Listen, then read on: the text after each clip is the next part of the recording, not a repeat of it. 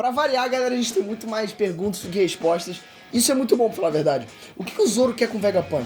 Qual talvez seja a conexão entre esses dois? E o que o Vegapunk fez ruim pro governo mundial querer matar ele? Bom, pode deixar comigo que a gente vai teorizar sobre tudo isso e muito mais. Bora!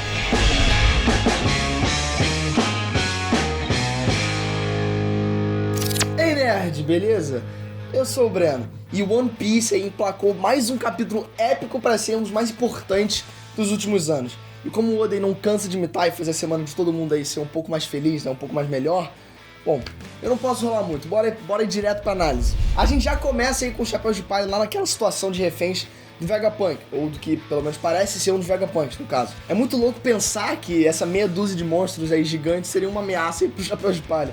Porque esses monstros eles já foram tão banalizados no anime, com qualquer um vencendo eles a qualquer hora, que, pô, eles já não parecem ser nenhuma ameaça. E o que é muito bacana nessa situação é ver a reação de cada um, né? Com o Frank ali ainda todo impressionado, tipo, uau, super fã do Vegapunk, sabe? Meio que se declarando pra ele. O Usopp, né? O Usopp a gente não precisa nem falar, né? Ele sempre gritando de medo, como sempre. E o Zoro todo badass, ele já pronto pra, né, cortar ali o primeiro que vier pra cima. Não sei, eu tentei imitar ali, não sei se vocês conseguem ver. Ele não faz nem cara, ele só fica parado, né, com aquela cara dele de... E nisso a gente tem a confirmação definitiva de que realmente o Vegapunk não era aquela garota bonita lá, diferente do que o coitado do Sanji tanto queria, né? Essa Punk número 2 tem um nome próprio, e é justamente Lilith, o que é muito curioso ser mais um nome da cultura cristã, igual já tinha sido com os Serafins, mas calma que a gente já fala sobre isso. É impressionante como o Oda, ele não cansa aí de babar o Zoro, né? E de novo deu dó dos fãs mais apaixonados do Sanji. Porque na boa, esse Shaka ele poderia ter falado sobre como o bando inteiro tava pronto. Mas ele fez questão de ressaltar como o Zoro só tava ali pronto pra acabar com tudo. E a gente sabe muito bem, né, galera, que um corte da espada do Zoro cortaria a cabeça de todos aqueles monstros de uma vez só. Mas também foi legal a gente ver que a Robin já tinha dado um checkmate bem ali, com a Lilith dentro do alcance dela. E é muito maneiro também ver a Robin sendo considerada uma grande ameaça, né? Não só como alguém que sabe dos poneglyphs, mas também como uma lutadora muito forte. Tirando essa coisa de ser só o Zoro e o Sanji, ou no caso, só o Zoro. Porque o Sanji estava ali ocupado meio que babando na... Enfim. Ou seja, o Zoro e a Robin fizeram um Vegapunk de trouxa e é mais um ponto épico pros dois. Mais uma mitada pra eles, né? Sério, o Zoro ele preparando ali o saque depois de ameaçar o fucking Vegapunk, o maior cientista da história e provavelmente o maior trunfo da marinha. Pô, isso foi irado, né, galera? E então a gente tem uma das cenas que, na minha opinião, foi uma das mais imprevisíveis de todas e que foi o Zoro ele falando, né, que ele quer algo com o Vegapunk. Sem dúvida nenhuma, isso foi uma das coisas mais importantes do capítulo. Agora, o que será que pode ser? Será que ele quer uma cirurgia de catarata lá pra instalar o olho? Mas se for isso, por que ele já não teria tentado algo, de repente, com o Frank? Será que ele só quer perguntar do Luffy, dos outros que sumiram, sabe? E esse drama todo aí pra nada? Mas e se o Mihawk contou alguma coisa do Vegapunk pro Zoro que ninguém mais do bando sabe? Lembrando que o Vegapunk, ele tem um DNA do Mihawk. Ou seja, eles já entraram em contato. E o Vegapunk já usou ele pra criar um Serafim. Será que a espada do Mihawk tem alguma coisa a ver, de repente, com isso tudo? Bom, a gente sabe que o Mihawk ele tem elementos do cristianismo, que são óbvios, né? Como uma espada em formato de cruz, o colar de cruz e o nome dele ser praticamente Drácula. Talvez não seja coincidência esses elementos cristãos do Mihawk com os elementos do Vegapunk, como os Serafins e a Lilith, que são nomes e tipos que a gente não vê normalmente em One Piece. E outra coisa é que há alguns anos, onde ele revelou que o futuro de One Piece seriam os dragões. E a gente viu como os dragões orientais já foram, né, bem abordados com o Kaido e com o Momonosuke. E com certeza vai ter o momento dos dragões ocidentais, né? Eles vão ser ainda desenvolvidos também. E por que isso tudo é muito legal? Porque Draco significa justamente dragão.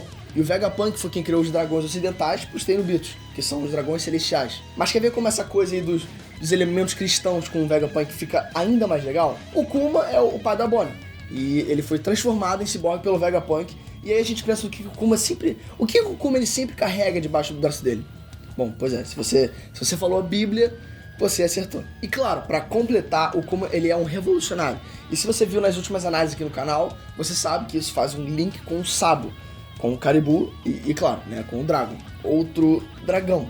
O que também é curioso que o nome dele seja Dragon, ou seja, dragão escrito em inglês, tá? Do jeito ocidental e não japonês como os Tenryubito. E cara, foi só ver aquela cena da Bonnie pulando com o Luffy e o Chopper naquele holograma de comida pra ter certeza de que não teria outra personagem melhor, né, do que ela ali pra estar junto com eles. Eu já nem lembro mais quem é a mata. Ah, inclusive outro detalhe pra gente ficar de olho, galera, é com o Luffy ali quase se transformando no Gear 5, quando ele ficou pé da vida, né, por ser um holograma, a comida. Foi uma cena de comédia que eu não sei vocês, mas eu achei muito engraçado. E como tudo em One Piece, né, pode ser só um alívio cômico, mas pode ser também um foreshadow. Talvez dando uma pista de que o Luffy ele pode se transformar, talvez ficando muito irritado também, ou que a próxima transformação vai vir num momento de ódio ao Shulei do Super Saiyajin 1. Bom, nunca se sabe, né? E também foi um pouco depois da gente ver a outra Punk, que foi a Punk número 6, que a gente viu aí o navio do governo mundial chegando pra ser, vamos falar a verdade, né, galera, mais um meme ambulante. Desculpa quem é fã da CP0, mas, pô, eles são pura chacota aí por todas as falhas bizarras dele. Mas o importante é que confirmaram pra gente que é justamente o que a gente tinha especulado aí no vídeo passado, de que o Vegapunk dividiu sim a consciência dele em cada robô, né, em cada Punk. E o que eu achei maneiro nisso tudo é que tem 6 deles. Bom, 7 se você contar com o Vegapunk original, e tem meio que essa pegada aí de 7 pecados capitais, sabe? Essa coisa de cada um ter encarnado um conceito ou de repente uma parte da mente do Vegapunk. Um sendo a lógica, o outro o desejo e por aí vai. O interessante é que a Lilith, que foi a Punk que aparece no capítulo passado, ela é justamente a maldade. E talvez seja por isso que ela quis roubar, né, o Chapéu de Palha e por isso que ela ameaçou eles. Também vale comentar que a Punk Atlas, né, aquela fofinha lá que parece com o Astro Boy, ela apareceu com uma Punk 6 na página de introdução dela. Mas na explicação da CP0, ela apareceu como a número 5, né, que é a Fúria.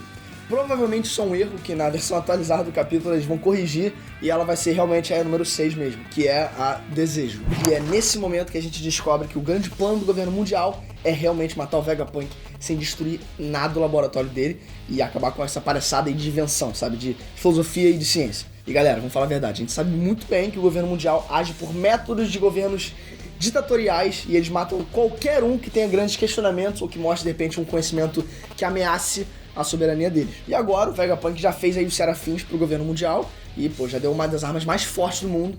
Então ele já pode ser, né, galera, vamos falar a verdade, já pode ser descartado. Ainda mais depois de ter conseguido aí dividir a mente dele.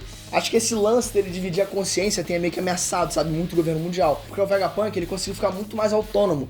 E, pô, ele sozinho já representava uma equipe monstruosa. Ele não é mais um cientista vigiado no laboratório. Ele é um soberano de uma nação só dele. E outra coisa interessante também é que o Serafim do Kuma, ele foi chamado de criança problema. Ou seja, provavelmente ele deve estar mostrando algum defeito, sabe? Ou talvez algum tipo de consciência própria. Ia ser muito bacana, sabe? Ainda mais porque agora o Kuma vai ter um arco focado nele. E eu também ficava imaginando que quando o Chapéu de Palha encontrasse com o Vegapunk, pela quantidade de coisa que ele tem pra explicar, né? Bom, ele seria um aliado, porque não faria sentido um vilão aí ficar palestrando tanto. E eu tava achando estranho, né? Ele tá sendo meio que mostrado como um grande vilão aí do arco.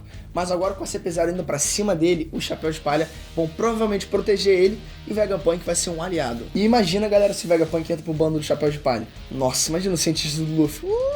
Dá até arrepio. Enfim, e com esse lance todo do Chapéu de Palha protegendo o Vegapunk, vou falar a verdade, na boa, eu nem sei se precisa. Porque beleza, o Luffy ele com certeza tá mais forte. Mas eu tenho certeza que ele nem chega aos pés do Luffy atualmente. Agora pra botar medo no Luffy, só se for o Barba Negra, o Akainu ou o Shanks. Porque esse garoto, depois de ele descer a porrada aí no Kaido, ele não tem mais medo de nada no mundo. Mas agora eu quero saber da sua opinião. Tu tá hypado pro próximo capítulo? Comenta aqui embaixo. Claro, não esquece de curtir o vídeo que me ajuda muito. O vídeo acaba sendo compartilhado. E claro, né, galera? Já falei isso várias vezes, vou repetir. É de graça. É de graça. Clica nessa bola aqui também, que ela também é de graça. Você se inscreve. E se você clicar no sininho, já completa aí o bônus de 3-3. Já fecha aí o pacote inteiro e você não vai perder a próxima análise de One Piece. Um beijo e fui.